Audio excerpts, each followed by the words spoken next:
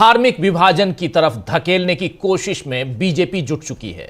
हिंदू मुसलमान और मंदिर मस्जिद, इन्हीं के भरोसे बीजेपी की राजनीति आगे बढ़ती रही है। और इस समय जब देश तरह तरह की तकलीफों से गुजर रहा है, लोगों का ध्यान भटकाने के लिए नरेंद्र मोदी ने फिर मंदिर और हिंदुत्व की बात करनी शुरू कर दी है। एक तरफ सोमनाथ स्वाभिमान पर्व, जी हां, यही नाम रखा गया है, सोमनाथ स्वाभिमान पर्व में नरेंद्र मोदी शामिल हुए और वहां से नेहरू पर बिना नाम लिए हमला बोला। तो दूसरी तरफ एनएसए अजीत डोभाल ने कल युवाओं को संबोधित करते हुए कहा कि इतिहास में हमारे मंदिरों पर हमले हुए तो युवाओं में आग होना चाहिए, उन्हें बदला लेने के लिए तैयार रहना चाहिए। ये अजीत डोभाल कल कह रहे थे। इधर महाराष्ट्र में ओवैसी, असदुद्दीन ओवैसी ने हिजाब वाली प्रधानमंत्री की बात कही है। तो अब इन तमाम खबरों में कहीं ना कहीं का ये साफ लग रहा है कि ये जो हवा पानी की बात होती रही कि चलिए साफ हवा पानी की बात हो, लेकिन यहां साफ हवा पानी की बात नहीं हो रही है। न महिला सुरक्षा की चिंता है, न सीमाओं पर क्या हो रहा है इसकी फिक्र है, और न ही यह देखा जा रहा है कि वेनेजुएला के बाद अब ईरान भी अमेरिका के निशाने पर है। और आजकल कभी भी ईरान पर अमेरिका या इजराइल ये दोनों मिलकर हमला कर सकते हैं। ईरान की हालत जो है इस वक्त बहुत खराब नजर आ रही है। गृह युद्ध की कगार पर ईरान है, या कहें तो ईरान में ऑलरेडी गृह युद्ध है। और इन सब की चिंता भारत में नहीं हो रही है। जिस तरह ट्रंप बार बार नरेंद्र मोदी का अपमान कर रहे हैं, उसमें देश कैसे और कब तक सुरक्षित रहेगा, इन सारे सवालों का जवाब नहीं है इस सरकार के पास। नरेंद्र मोदी और पूरी बीजेपी इस समय केवल इस साल के 5 राज्यों के चुनाव और महाराष्ट्र, गुजरात के स्थानीय निकाय चुनावों में जीत के बारे में सोच रही है। जीतने का इरादा रखना गलत बात नहीं है दोस्तों, लेकिन जो जिम्मेदारी अभी मिली है, प्रधानमंत्री की कुर्सी आपको मिली है, कम से कम नरेंद्र मोदी उसे तो पूरा कर लें। इस समय मोदी 3 दिनों के गुजरात दौरे पर हैं। शायद दिल्ली से बेहतर अभी गुजरात की हवा है। मोदी साहब जो हैं वो कल सोमनाथ स्वाभिमान पर्व में शामिल हुए। आज भी उन्होंने सोमनाथ मंदिर में पूजा की। सोमनाथ स्वाभिमान पर्व को संबोधित करते हुए नरेंद्र मोदी ने कहा कि सोमनाथ मंदिर को मिटाने की कई कोशिशें हुई। देश के आजाद होने के बाद भी सोमनाथ पर आक्रमण को आर्थिक लूट बताया गया, और ऐसा होता तो फिर पहले हमले के बाद इसे नष्ट करने की कोशिश नहीं होती। और लेकिन यहां पर जो कुछ हुआ है वो आप समझ रहे हैं। पीएम नरेंद्र मोदी ने कहा कि सरदार पटेल ने जब पुनर्निर्माण का संकल्प लिया तो उन्हें भी रोकने की कोशिश की गई। यहां तक कि जब राष्ट्रपति राजेंद्र प्रसाद, जो देश के पहले राष्ट्रपति थे, राष्ट्रपति राजेंद्र प्रसाद ने यहां आने के लिए योजना बनाई तो उन्हें भी रोका गया। मोदी का कहने का सीधा मतलब यह था कि नेहरू जी ने सरदार पटेल या राजेंद्र प्रसाद को रोका, यानी फिर से नेहरू पर हमला करने का मौका नरेंद्र मोदी को मिला। जबकि सच यह है कि नेहरू जनता के पैसे से मंदिर बने इस बात से सहमत नहीं थे। इसी तरह धर्मनिरपेक्ष देश के राष्ट्रपति मंदिर का उद्घाटन करें और किसी मंदिर के उद्घाटन में जाएं, यह बात नेहरू के लिहाज से ठीक नहीं थी। लेकिन अब उन्हीं नेहरू को हिंदू विरोधी नरेंद्र मोदी बता रहे हैं, यानी नेहरू हिंदू विरोधी थे, यह नरेंद्र मोदी बताने की कोशिश कर रहे हैं। खैर, इसके बाद नरेंद्र मोदी वाइब्रेंट गुजरात के उद्घाटन में पहुंचे। आप जानते हैं कि वाइब्रेंट गुजरात में अडानी, अंबानी समेत कई बड़े उद्योगपति शामिल होते हैं और गुजरात में निवेश किया जाता है। इसी कार्यक्रम से आपको याद होगा, इसी कार्यक्रम में सबसे पहले नरेंद्र मोदी के प्रधानमंत्री बनने की बात उठाई गई थी। वाइब्रेंट गुजरात में मोदी ने आज कहा कि भारत से दुनिया की उम्मीद आगे बढ़ रही है, महंगाई नियंत्रण में है, सबसे तेज विकास हो रहा है। ये तीनों लाइन आप देख लीजिए कि दुनिया की उम्मीद आगे बढ़ रही है, किससे? तो भारत से, पहली लाइन। दूसरी लाइन, महंगाई नियंत्रण में है। तीसरी लाइन, सबसे तेज विकास हो रहा है। मैं कोई टिप्पणी नहीं करूंगा, आप खुद समझदार हैं, आप समझ सकते हैं इन तीनों लाइनों में क्या सचमुच सब कुछ सही है जो कह रहे हैं नरेंद्र मोदी। सब कुछ बिल्कुल वही कह रहे हैं जो गुजरात में जो ये लोग कहते हैं 100% सच। क्या 100% सच है? खैर, कल मोदी अहमदाबाद और गांधीनगर में रहेंगे और जर्मन चांसलर फ्रेडरिक मर्ज से द्विपक्षीय बातचीत करेंगे। इससे पहले उनके साबरमती आश्रम जाने का भी कार्यक्रम है। अपने गृह राज्य में 3 दिन बिताने का मोदी का मकसद देश में हिंदू मुस्लिम राजनीति को नई धार देना है, क्योंकि इसी सोमनाथ से अडवाणी की रथ यात्रा निकली थी और फिर बाबरी मस्जिद को तोड़ा गया। इस बार सोमनाथ से मोदी संविधान की किन चीजों को तोड़ने का काम करेंगे, यह सावधानी से देखना होगा, नजर गड़ाए रखिए। इधर कल असदुद्दीन ओवैसी AIMIM के प्रमुख, उन्होंने महाराष्ट्र के सोलापुर में एक जनसभा में कहा था कि भविष्य में एक दिन हिजाब पहनने वाली महिला भारत की प्रधानमंत्री बनेगी। उन्होंने भारत और पाकिस्तान के संवैधानिक ढांचे की तुलना करते हुए, यानी असदुद्दीन ओवैसी ने कहा था कल कि भारत का संविधान सभी समुदायों को समान अधिकार देता है। ओवैसी के इस बयान पर, जो ये बयान है, इस बयान पर जगत गुरु स्वामी रामभद्राचार्य ने कहा कि यह दुर्भाग्यपूर्ण है। अब्दुल कलाम को राष्ट्रपति बनाया गया, हामिद अंसारी को उपराष्ट्रपति बनाया गया, उन्हें और क्या चाहिए? वो दिवा स्वप्न देख रहे हैं। अगर भारत में कोई महिला प्रधानमंत्री बनेगी तो वो साड़ी पहनकर ही बनेगी। ये सुन लीजिए। तीसरा बयान आपके सामने ला रहा हूं।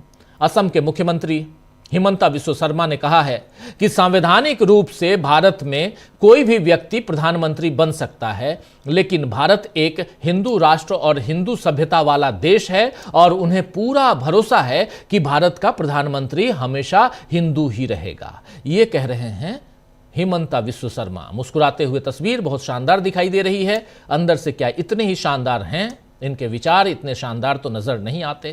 खैर, इन तीनों के बयानों में धार्मिक पूर्वाग्रह और संविधान की अवहेलना साफ दिख रही है, क्योंकि हमारा संविधान बहुमत वाले दल को सरकार बनाने और सत्ताधारी दल जिसे चुने उसे प्रधानमंत्री बनाने की बात कहता है। इसमें हिंदू मुस्लिम की बात ही नहीं है, लेकिन सियासी फायदे के लिए जानबूझकर ये बातें बनाई जा रही हैं। इसमें देश कमजोर होता है तो हो जाए। वैसे देश में सुरक्षा की अहम जिम्मेदारी संभालने वाले एनएसए अजीत डोभाल, एनएसए जब कहूं तो अजीत डोभाल का नाम खुद ब खुद आ जाता होगा आपके सामने, आपके जहन में। एनएसए अजीत डोभाल भी कम नहीं है दोस्तों। कल अजीत डोभाल ने विकसित भारत युवा नेतृत्व संवाद में युवाओं से कहा है कि हमारे गांव जले, जी हां, हमारे गांव जले, यहां पे कह रहे हैं हमारे गांव जले, हमारी सभ्यता को समाप्त किया गया, हमारे मंदिरों को लूटा गया। ये देख लीजिए, हमारे मंदिरों को लूटा गया और हम एक मूक दर्शक की तरह असहाय होकर, जी हां, असहाय होकर देखते रहे। ये इतिहास हमें एक चुनौती देता है, ये इतिहास हमें एक चुनौती देता है कि भारत के हर युवक के अंदर आग होनी चाहिए। ये बात कह रहे हैं अजीत डोभाल ने। कहा है कि प्रतिशोध शब्द अच्छा तो नहीं है, लेकिन ये अपने आप में बड़ी शक्ति होती है। हमें अपने इतिहास का प्रतिशोध लेना है और हमें इस देश को फिर से वहां पहुंचाना है जहां हम अपने हक, अपने विचार और अपनी आस्थाओं के आधार पर एक महान भारत निर्माण कर सके। वाह, तालियां बजनी चाहिए। कितनी बड़ी बात इन्होंने कही है, बहुत शानदार बात कही है। लेकिन प्रतिशोध की बात कर रहे हैं। इस बात पर जम्मू और कश्मीर की पूर्व मुख्यमंत्री महबूबा मुफ्ती ने एक्स पर क्या कुछ कहा है वो भी आपके सामने रखता हूं। जम्मू कश्मीर की पूर्व मुख्यमंत्री और पीडीपी की चीफ महबूबा मुफ्ती लिखती हैं कि यह बहुत दुर्भाग्यपूर्ण है कि डोभाल जैसे एक ऊंचे पद के अधिकारी, जिनका कर्तव्य देश को अंदरूनी और बाहरी खतरनाक मंसूबों से बचाना है, उन्होंने नफरत की सांप्रदायिक विचारधारा को अपनाने और मुसलमानों के खिलाफ हिंसा को सामान्य बनाने का फैसला किया है। सदियों पुरानी घटनाओं पर 21वीं सदी में बदला लेने की बात करना सिर्फ एक इशारा है जो गरीब और अनपढ़ युवाओं को, एक अल्पसंख्यक समुदाय को निशाना बनाने के लिए उकसा रहा है, जो पहले से ही चारों तरफ से हमलों का सामना कर रहा है। इसी तरह की बात उदित राज ने भी, कांग्रेस नेता उदित राज ने भी लिखी है एक्स पे ही। उदित राज क्या कुछ लिख रहे हैं जरा वो भी आपके सामने ला रहा हूं। बहुत महत्वपूर्ण है इन तमाम चीजों को आपके सामने रखना और जानना, पढ़ना। यहां लिख रहे हैं उदित राज, मंदिरों को लूटा गया, हम असहाय रहे। एनएसए अजीत डोभाल बोले बदला लेना होगा, युवाओं में आग होनी चाहिए। इनका बेटा इंग्लैंड का नागरिक है, यानी अजीत डोभाल का बेटा इंग्लैंड का नागरिक है, सिटीजन है। पहले उसे भारतीय नागरिक बनाओ, आग भरो ताकि बदला लेने के लिए आगे आए। मंदिरों को लूटा नहीं बल्कि लुटवाया गया। जब हम सारे युद्ध हार रहे थे तो वर्ण व्यवस्था चरम पर थी और एक जाति का ही अधिकार था लड़ने का, बाकी और जातियों को अपने पेशे तक सीमित रहना था, वरना धर्म भ्रष्ट हो जाता। आक्रांता हजारों की ही संख्या में होते थे तो करोड़ों भारतीय युद्ध क्यों सारे युद्ध हारे?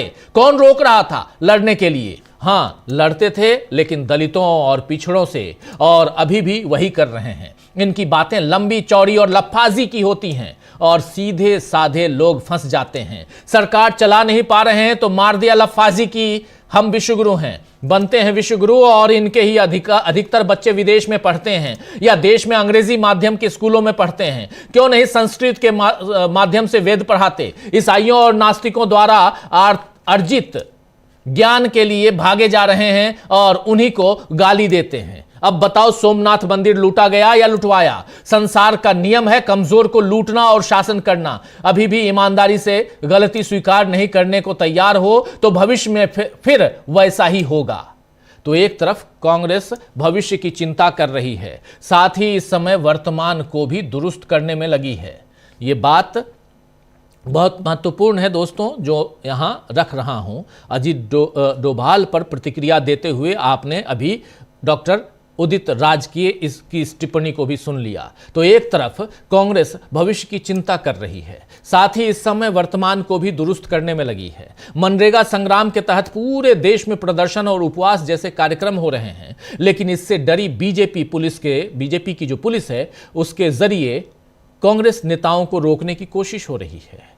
आज भी कई जगहों पर कांग्रेस के लोगों को पुलिस ने रोका। इस बीच उत्तर प्रदेश कांग्रेस अध्यक्ष अजय राय ने कहा है कि आने वाली 8 फरवरी को लखनऊ में बड़ी रैली कांग्रेस करने जा रही है। जरा सुन लीजिए अजय राय को। 100 दिन का अभियान भी चलाया जा रहा है। नहीं, 100 दिन का चल रहा है, उसमें हम रैली करने जा रहे हैं। 8 तारीख को बनारस के अंदर भी हम यहाँ पर रैली करने जा रहे हैं। ऐतिहासिक रैली करेंगे बनारस की धरती पर बाबा विश्वनाथ के आशीर्वाद से।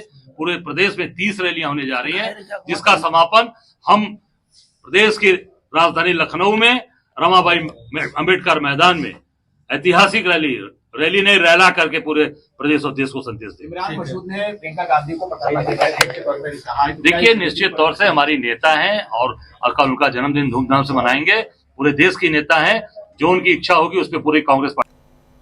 तो एक जोश है यहां कांग्रेस में, मनरेगा के समर्थन में यहां पूरे देश में कांग्रेस पार्टी एक आंदोलन कर रही है। इस आंदोलन को अलग अलग राज्यों में वहां के जो प्रभारी हैं, राज्य के जो मुखिया हैं कांग्रेस पार्टी के, यानी पीसीसी चीफ, प्रदेश कांग्रेस कमेटी के जो मुखिया हैं, वो इसको लीड कर रहे हैं। और उसी के तहत अभी उत्तर प्रदेश का सूरत हाल आप सुन रहे थे अजय राय की जुबानी। तो दोस्तों, आज चर्चा करेंगे कि क्या नरेंद्र मोदी के पास अब मुद्दे खत्म हो चुके हैं? जो चुनावों से पहले देश में धार्मिक ध्रुवीकरण करने की कोशिश शुरू हो गई है, और अगर धार्मिक ध्रुवीकरण करने की बड़ी कोशिश हो रही है तो क्या नरेंद्र मोदी की सत्ता खोने का डर है? और खासकर चुनावों से पहले 5 राज्यों के चुनाव पर ही निगाहें क्यों टिकी हुई हैं? और जब 5 राज्यों के चुनावों की बात आप करते हैं तो फिर सीधे सीधे ध्रुवीकरण और उसमें भी हिंदू मुस्लिम करने की कोशिश आप क्यों करते हैं? इन तमाम मसलों पे, और देखिए अलग अलग, इसमें एक का जिक्र मैं छूट गया है लेकिन उसका जिक्र भी कर दूं,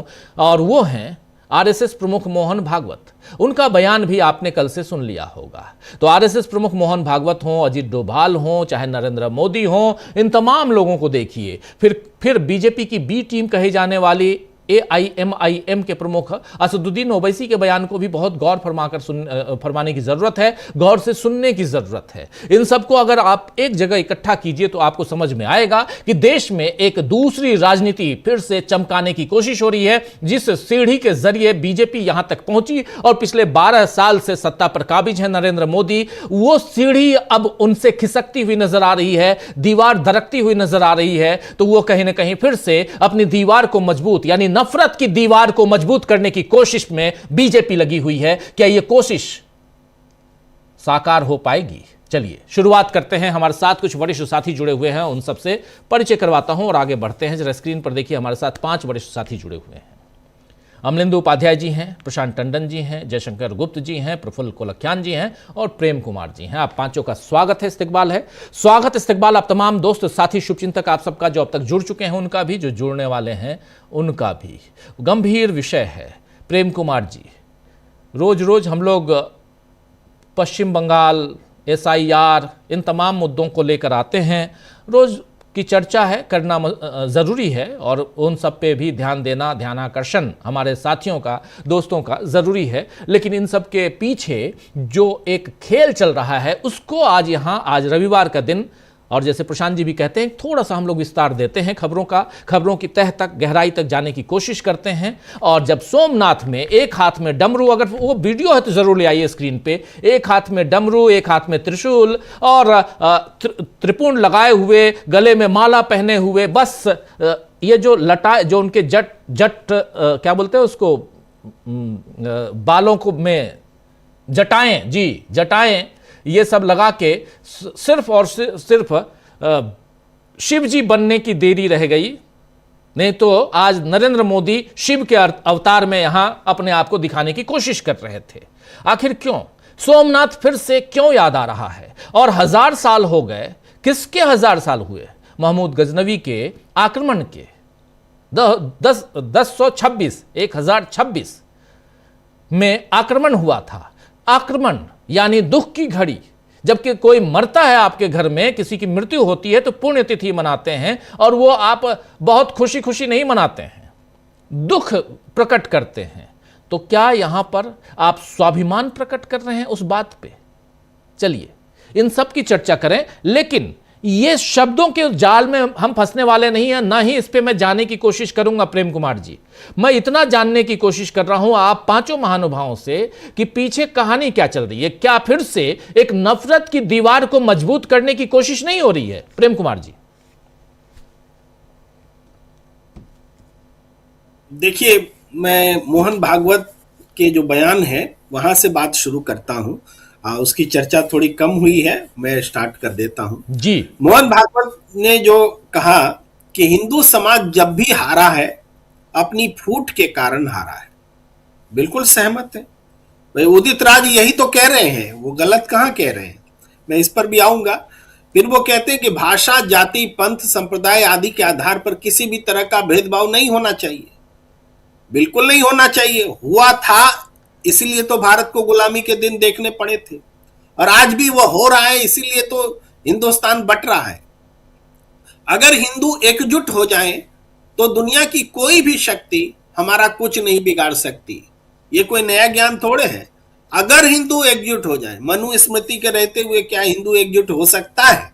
यहां भी उदित राज के बयान को हम जोड़ते हैं, अभी बात करेंगे। फिर वो कहते हैं कि अगले 20-30 साल में भारत विश्व गुरु बनने वाला है, सुख शांति भरा जीवन आने वाला, हिंदू राष्ट्र बनने वाला है। वे कैसे बन जाएगा हिंदू राष्ट्र? जब हिंदू ही एक नहीं रहेंगे तो हिंदू राष्ट्र कैसे बनेगा? ये भी सपना जो है बिल्कुल काल्पनिक है, क्योंकि छुआछूत रहते हुए, हिंदुओं के का बंटवारा होते हुए हिंदू एकजुट हो ही नहीं सकता। और हिंदू राष्ट्र को आप चाहे जैसे परिभाषित करिए, ये इस जन्म में नहीं होने वाला है, ये आप मान लीजिए।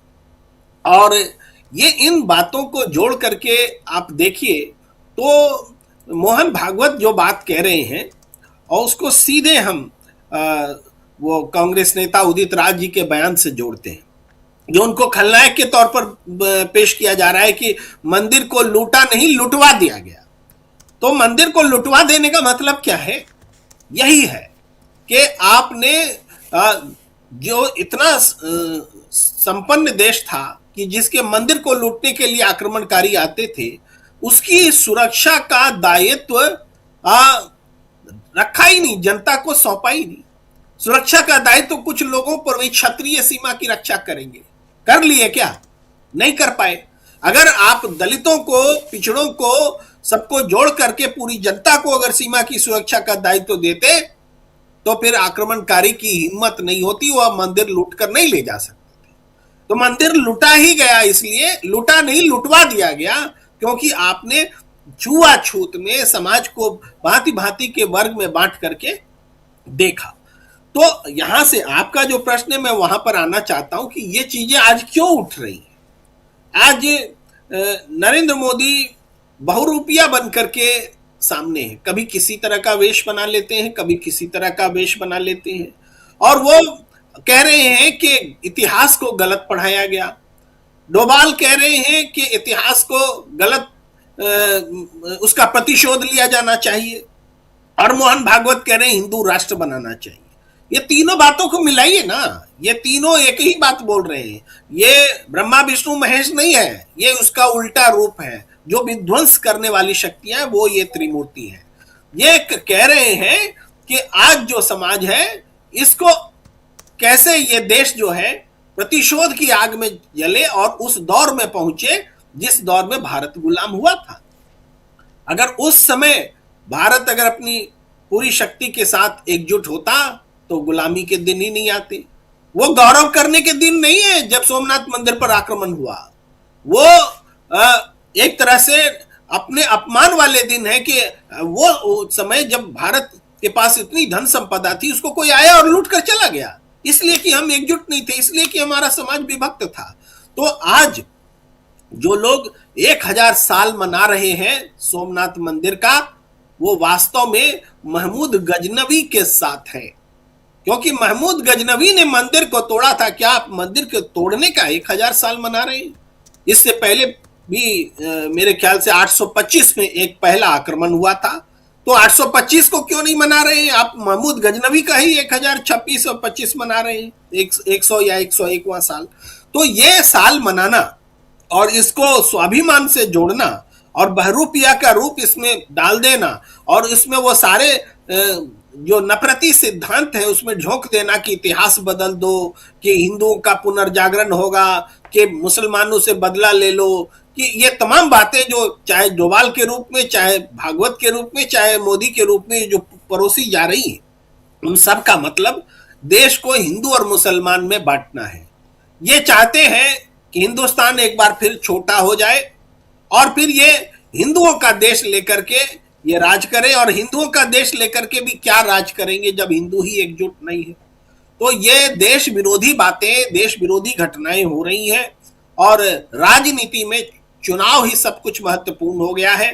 चुनाव कैसे जीते जाएं, कैसे धर्म के नाम पर बंटवारा हो, कैसे जाति के नाम पर लोग बटे रहें, कैसे मनुवाद मजबूत रहे, कैसे नफरत मजबूत रहे, इस आधार पर ऐसे ऐसे मौकों को वो क्रिएट कर रहे हैं जो मौके वास्तव में इतिहास की विरासत को मजबूत करने वाले नहीं है, उस विरासत को कमजोर करने वाले हैं। ये सीख देने वाले नहीं हैं, ये एक तरह से पूरे समाज को भीख वाली स्थिति में लाने वाले लोग हैं। जी जी जी, बिल्कुल बिल्कुल, आगे बढ़ते हैं। बहुत सही आप कह रहे हैं, यहाँ पर अलग अलग, इसलिए और पिछले दिनों लगातार प्रशांत टंडन जी लगातार हम लोग देख रहे हैं प्रशांत जी कि एक पे एक, इसलिए सबके बयानों को यहाँ रखने की कोशिश की है हमने, और उसमें अजीत डोभाल के बयान, मोहन भागवत के बयान का जिक्र अभी प्रेम कुमार जी ने किया, और चाहे वो नरेंद्र मोदी का बयान हो, असदुद्दीन ओवैसी का बयान हो, इन सब के बयानों को और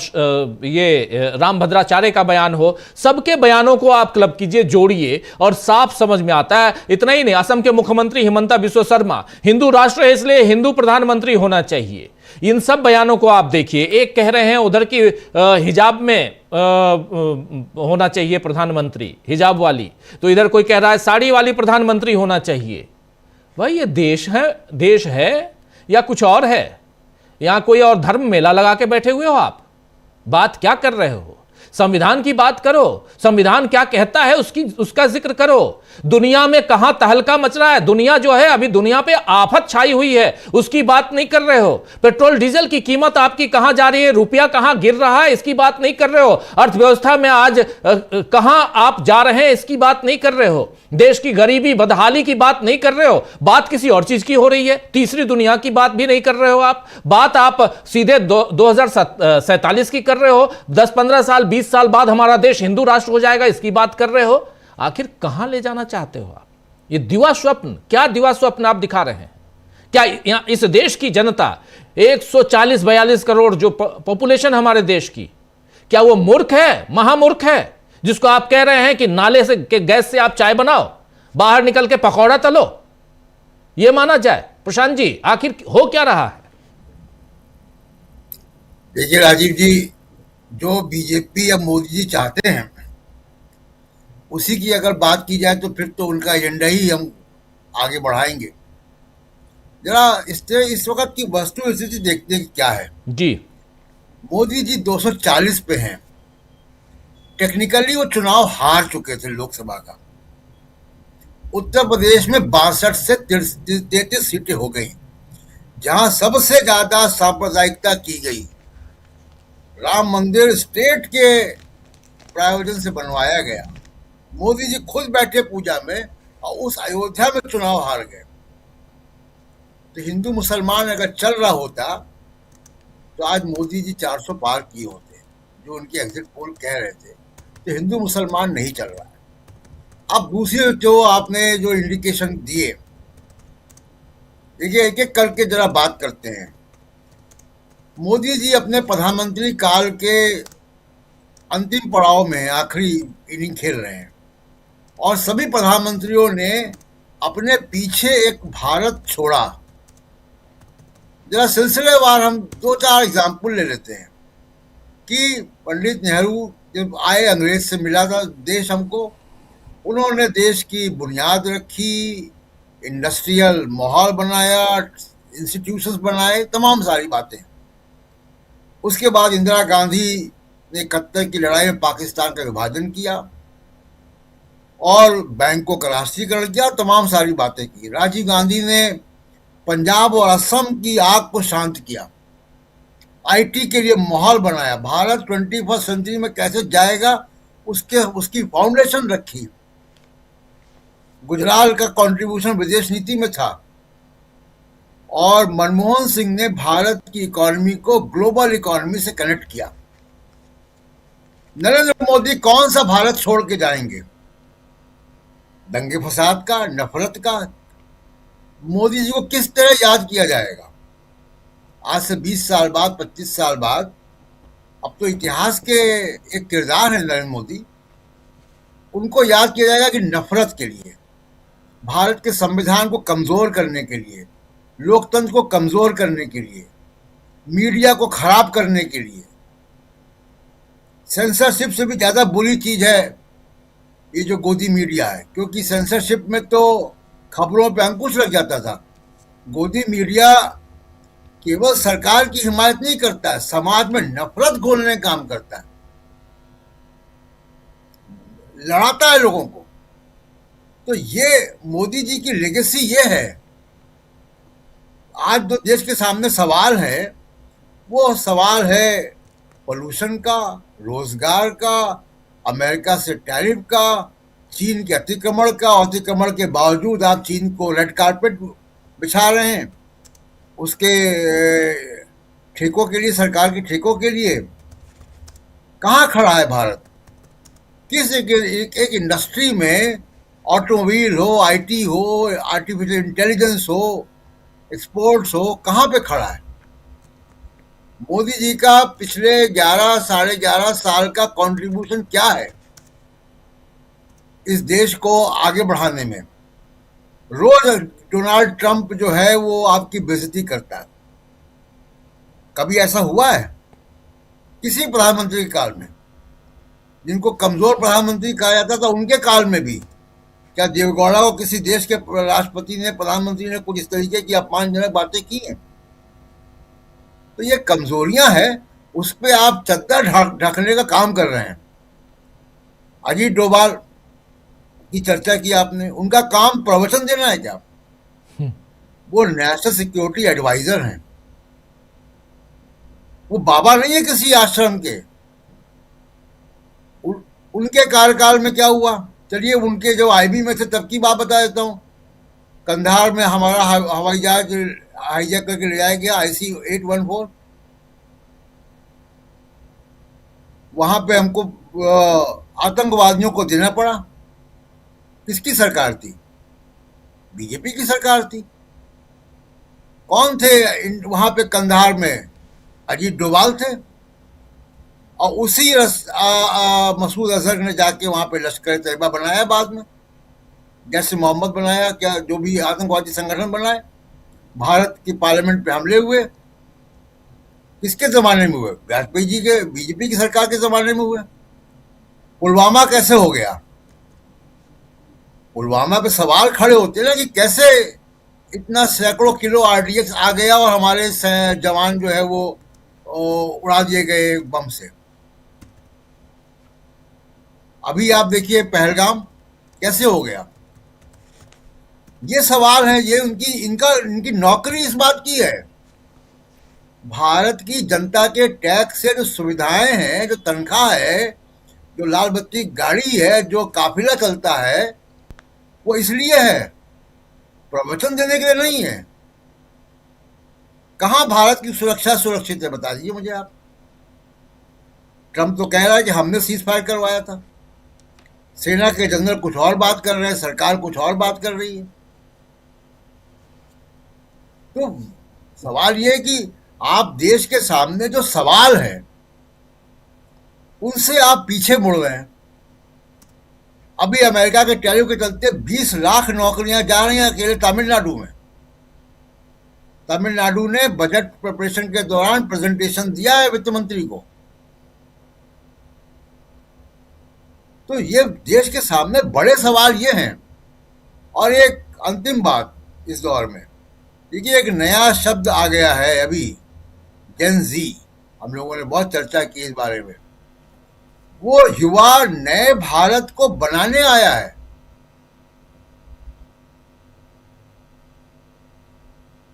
वो अरावली जैसे वो नए भारत की जो है वो बना रहा है। जो युवा है वो हिंदू मुसलमान में नहीं पड़ा हुआ है, उसको फिक्र भी नहीं है। वो नई वैल्यूज के साथ आया है। नरेंद्र मोदी और उनकी पॉलिटिक्स इस नए भारत के समाज से मिसफिट है। अलग अलग साइज के नट बोल्ट हैं, ये नहीं घूम रहा है उसमें, वो जितना भी कोशिश कर रहे हैं। तो अब नरेंद्र मोदी की चिंता ये होनी चाहिए, और हम लोगों की भी चिंता होनी चाहिए कि नरेंद्र मोदी आप जब जाएंगे तो कैसा भारत छोड़ के जाएंगे। जी बिल्कुल, ऐसा छोड़ के जाएंगे नफरत का बोलबाला होगा जी। इनके कार्यकाल को नफरत से गिना जाएगा, बिल्कुल, किसी निर्माण से नहीं गिना जाएगा। जी राजीव जी बिल्कुल बिल्कुल, आप सही कह रहे हैं। जरा इसी सवाल को आगे बढ़ाते हैं। कैसा भारत छोड़कर जाएंगे नरेंद्र मोदी, जयशंकर जी, और इसके साथ साथ इस वक्त कैसा भारत बनाना चाहते हैं नरेंद्र मोदी, दूसरा सवाल। और तीसरा सवाल, तीसरी बात यहां आपके सामने रख रहा हूं, वो ये कि क्या नरेंद्र मोदी इन 5 राज्यों में जो चुनाव हैं, इन 5 राज्यों के चुनाव से बहुत ज़्यादा परेशान हैं, क्योंकि ये हरियाणा का चुनाव नहीं है, ये चुनाव महाराष्ट्र का भी नहीं है, ये चुनाव बिहार का चुनाव भी नहीं है, ये चुनाव पश्चिम बंगाल का चुनाव है। असम के चुनाव को थोड़ा किनारे रखता हूं, लेकिन वहां भी गंभीर चुनौती है। लेकिन ये चुनाव तमिलनाडु का भी है, चुनाव केरल का भी है, चुनाव पुदुचेरी, असम और पश्चिम बंगाल का भी है। और इन सब के बीच अभी 15 तारीख को महाराष्ट्र में नगर निगमों के चुनाव हैं, और इसके बाद उधर गुजरात में निकाय चुनाव हैं। और इसलिए निगाहें जो हैं चुनाव पे टिकी हुई हैं। और इन सब के बीच एक बार नैया पार कराने की कोशिश हुई। अडवाणी जी उसी सोमनाथ से रथ यात्रा लेकर निकले, उन सब के गवाह आप लोग हैं। और उसके बाद 6 दिसंबर 1992 को क्या कुछ हुआ वो हम लोगों ने देखा, दुनिया जानती है, इतिहास में दर्ज और वो दिन। लेकिन साथ साथ अब दोबारा उसी शरण में, उसी हिसाब से, उसी ढंग से, उसी तरफ, उसी दिशा में बढ़ने की कोशिश, क्या देश को फिर से उस तरफ ले जाने की कोशिश है जहां आप बाकी चीजों को भूल जाएं? लेकिन इस चादर में जो ये नफरत की चादर उड़ाई जा रही है, देश की जनता को उड़ाने की कोशिश है, इससे किन किन चीजों को ढकने की कोशिश हो रही है, जरा उसको निकालने की कोशिश कीजिए आप। किन किन बातों को, किन किन चीजों को, किन किन सवालों को यहां खत्म करने की कोशिश हो रही है, जयशंकर जी? राजीव जी, पहली बात तो यह है कि जो 5 राज्यों में चुनाव होने वाले हैं उसमें ये सिर्फ पश्चिम बंगाल में नेता विपक्ष का दर्जा हासिल करने की लड़ाई लड़ रहे हैं। कहने के लिए तो ये उस समय भी कह रहे थे अब की बार 200 पार, लेकिन उसी के आसपास उनकी लड़ाई सीमित रहने वाली है। असम में नेक टू नेक फाइट है, कांग्रेस भी आ सकती है, हेमंत बिश्व शर्मा बहुत ही अलोकप्रिय हो गए हैं, लेकिन अब चूंकि ताल तिकड़म और सब जब उनके पास है तो हो सकता है। लेकिन तमिलनाडु में और केरल में उपस्थिति दर्ज कराने से अधिक इनकी चुनावी हैसियत नहीं है। तो अब उसको हासिल करने के लिए, किसी हालत में जीतने के लिए, अब बार बार जो कह रहे थे फिर से नहीं, ये तो गाहे बगाहे बार बार जब भी चुनाव होता है कहीं भी होता होगा चुनाव, उसी समय आतंकवादी हमला हो जाएगा, उसी समय एसआईआर की प्रक्रिया भी नहीं शुरू हो गई है, जहां चुनाव वहीं एसआईआर। उसके अलावा फिर ये सांप्रदायिक ध्रुवीकरण की राजनीति, नफरत की राजनीति। और दूसरा सवाल जैसे अभी प्रशांत ने पूछा था कि किस तरह का हिंदुस्तान छोड़कर जाएंगे नरेंद्र मोदी, आपने उसमें जोड़ा कि भाई किस तरह का हिंदुस्तान बना रहे हैं। तो जिस तरह का हिंदुस्तान बना रहे हैं उसी तरह का हिंदुस्तान छोड़कर जाएंगे वो। आप सोच लीजिए कि मतलब देश किस हद तक नफरत की में पहुंच चुका है कि जम्मू में माता वैष्णो देवी के नाम पे मेडिकल कॉलेज बना, उसमें जब प्रवेश की परीक्षा हुई तो अधिकतम मुस्लिम छात्र छात्राएं जो भी हों क्वालिफाई करके चुन लिए गए। अब इसका विरोध सड़कों पे हुआ कि साहब माता वैष्णो देवी हिंदुओं की देवी हैं, हिंदुओं का चढ़ावा आ जाता है और उसके उस पैसे से बना हुआ मेडिकल कॉलेज है, उसमें ये मुस्लिम कैसे भर्ती हो जाएंगे।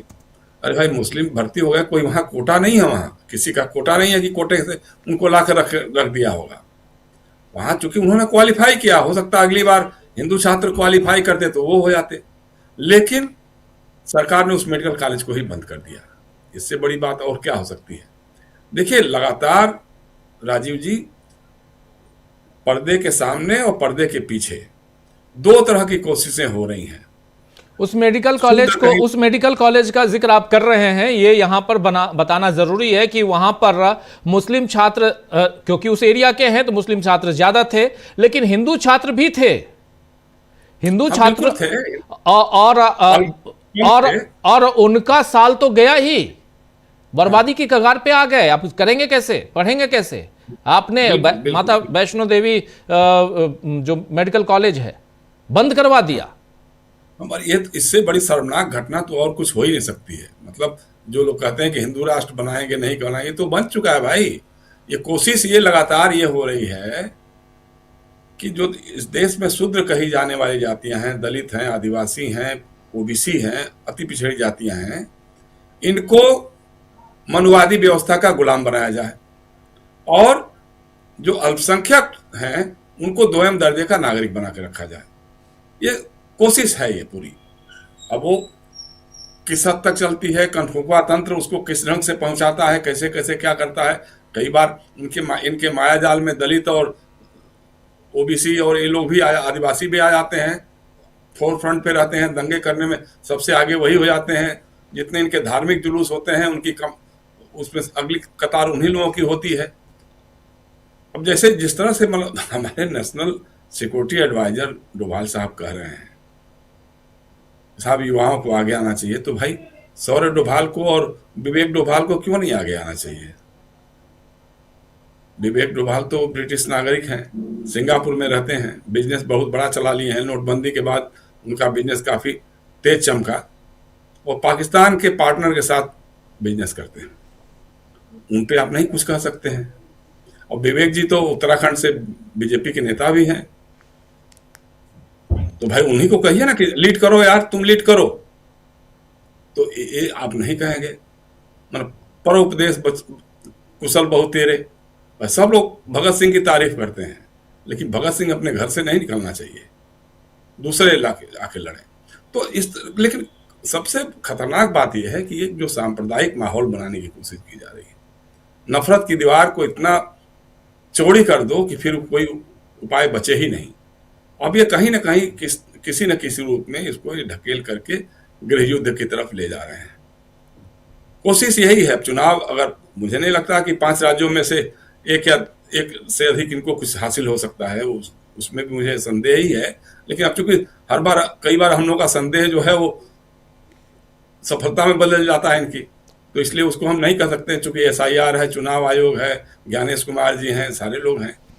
बंगाल में जिस तरह का खेला हो रहा है उस खेले को आप क्या कर सकते हैं। हाँ, एक चीज और मैंने कहा था, जब भी चुनाव होता है तो सांप्रदायिक ध्रुवीकरण की बात होती है। एसआईआर तो होना शुरू ही हो गया है। ईडी और सीबीआई सक्रिय हो जाता है जी। आप देखिए जब भी चुनाव होगा तो विपक्ष के जो नेता हैं उनके घरों पे, उनके कार्यालयों पे, उनके समर्थकों के या उनके चुनाव प्रबंधकों के घरों और कार्यालयों पे छापे पड़ने शुरू हो जाते हैं। वो भी पुराने मामलों में, कोई नया ताजा मामला उभर के आ जाए, आईपैक जो कंपनी जो है, संस्था या कंपनी जो भी कहिए, जिससे कभी प्रशांत किशोर भी जुड़े थे, अब चूंकि प्रशांत किशोर खुल करके मोदी जी के खिलाफ या भाजपा के खिलाफ मैदान में आ गए हैं, तो उनके लोगों को भी सबक देना होगा। तो इस तरह की जो कोशिशें हो रही हैं, लेकिन यह है कि बंगाल में उनका सामना जो है वो ममता बनर्जी, जिसको बंगाल के शेरनी भी कहते हैं, उनसे हुआ है।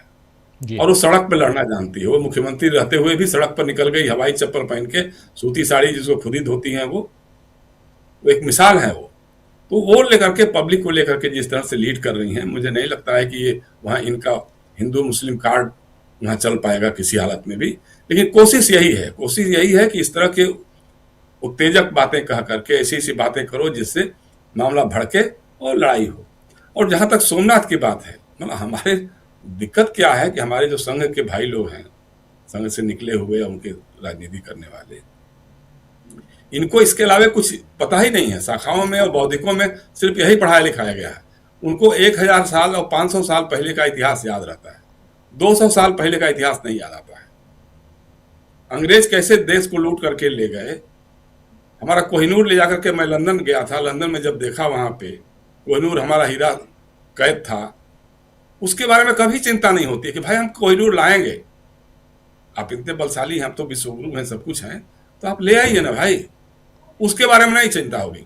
सैंडर्स वध करने वाले उधम सिंह के बारे में शौर्य इनको याद नहीं आएगा, भगत सिंह का शौर्य इनको याद नहीं आएगा, क्योंकि तब ये अंग्रेजों की दलाली कर रहे थे, अंग्रेजों के लिए सेना में स्वयंसेवकों की भर्ती करवा रहे थे, अंग्रेजों के साथ उस समय जो मुस्लिम लीग के साथ मिल करके सरकार चला रहे थे, और जो क्विट इंडिया मूवमेंट था उसके लोगों को गिरफ्तार करवाने में, उनको दमन कराने में ये अंग्रेजों के सहायक बन रहे थे, इसलिए उसकी चर्चा नहीं करेंगे।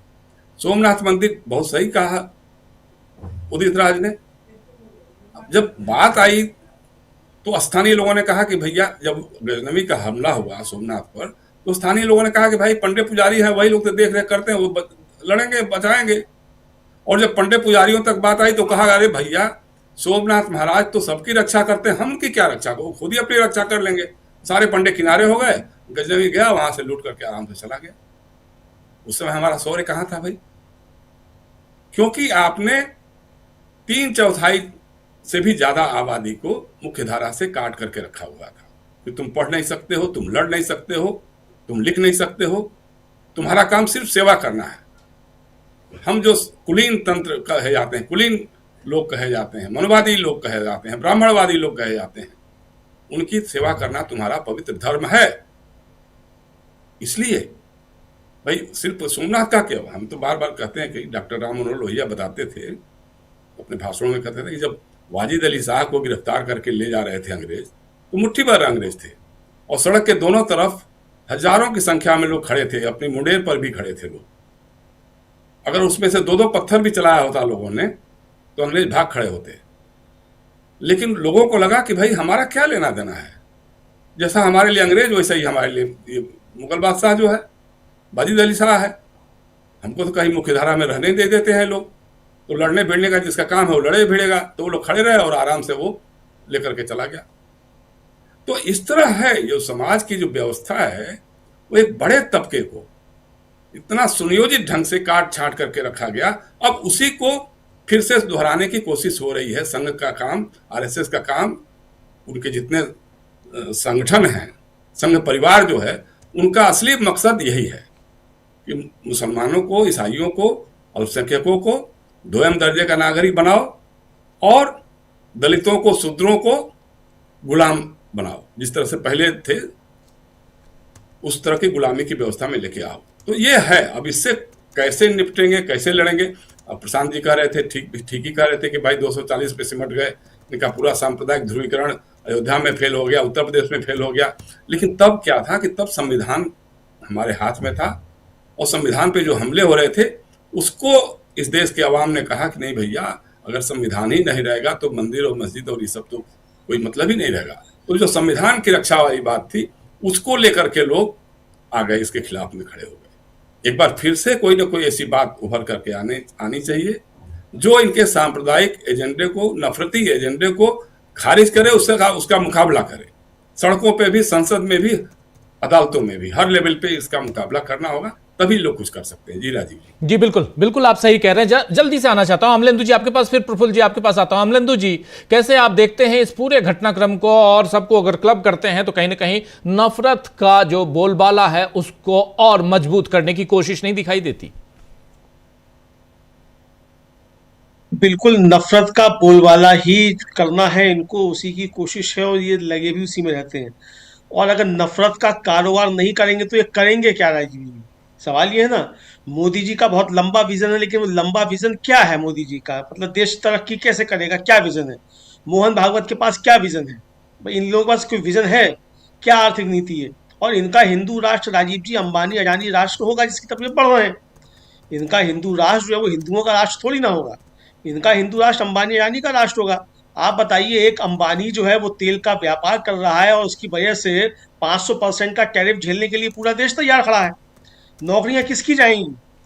अंबानी की वजह से नौकरियां विदेश में जाएंगी भारतीयों की। टैरिफ लगेगा तो नुकसान किसका हुआ? कारोबार का, भारतीयों का। अंबानी तो मौज ले चुका, जो भी उसे मौज लेनी थी। अब बयान जारी कर दिया कि हम रूस से कारोबार नहीं कर रहे हैं।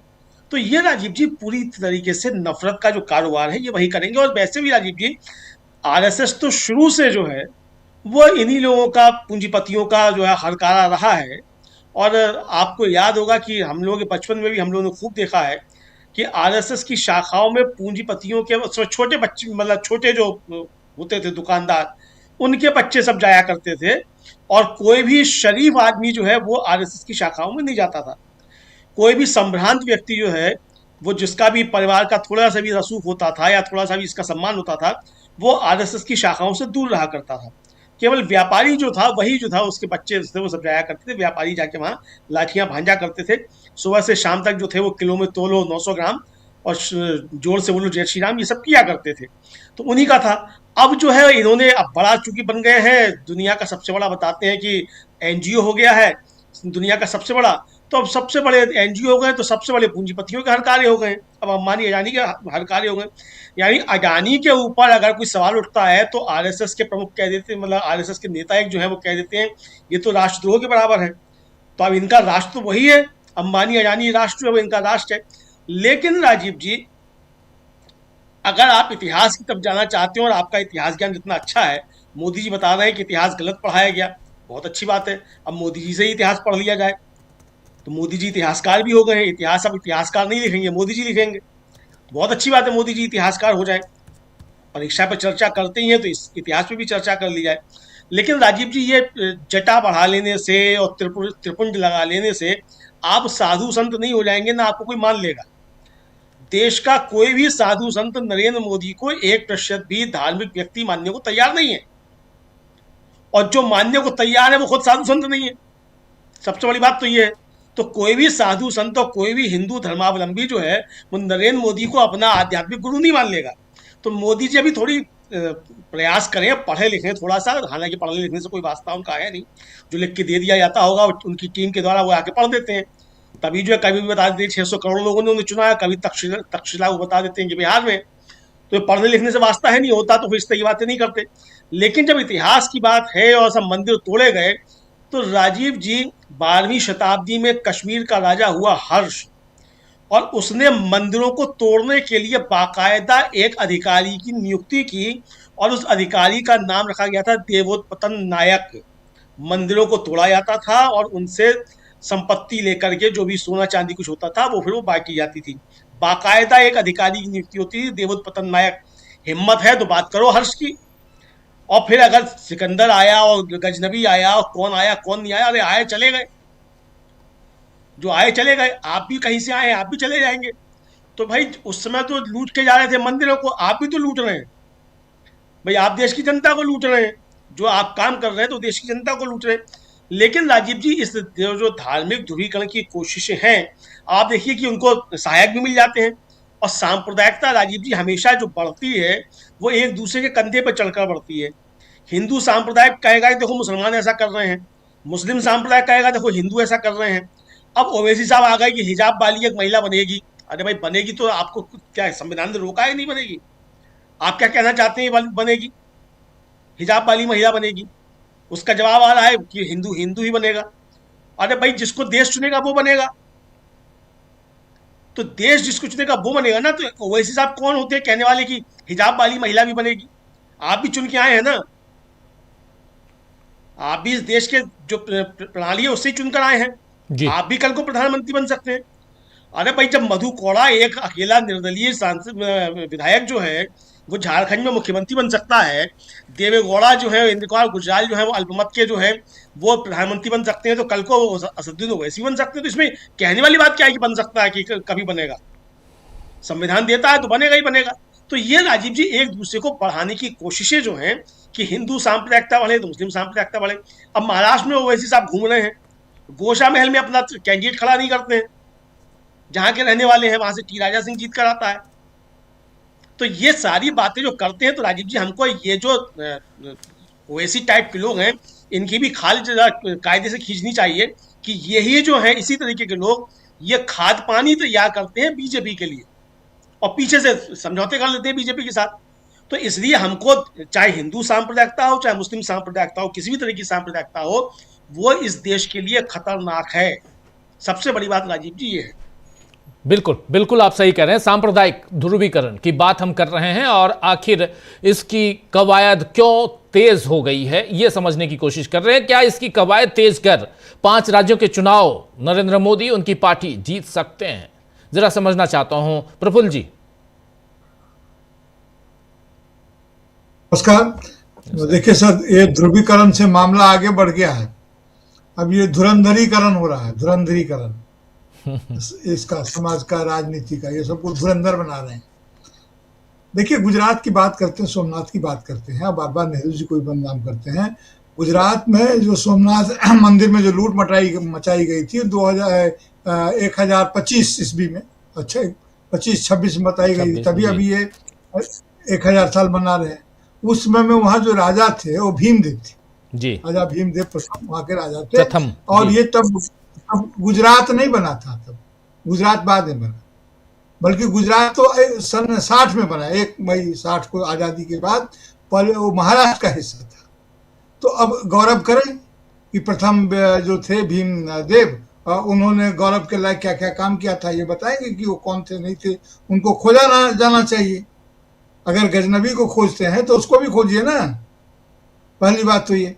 दूसरी बात ये कि ये जो धार्मिक और सांप्रदायिक विभाजन जो कर रहे हैं, विभाजन तो हो गया, अब ये बहुत बड़ी खाई पैदा कर रहे हैं ना, बहुत बड़ी खाई पैदा कर रहे हैं। और इसके माध्यम से अगर चुनाव जीतने का सपना देख रहे हैं तो बड़ा मुश्किल है। इनके बयान कॉन्ट्राडिक्टरी होते हैं। एक बोलता है कि हिंदू राष्ट्र है, इसमें और बनाने की क्या जरूरत है। एक बोलता है नहीं, एक ही यही धर्म है। अभी ये इतिहास जो है शोध का विषय तो हो सकता है, लेकिन प्रतिशोध का विषय हो सकता है। ये कहने वाला ये पहले व्यक्ति हैं।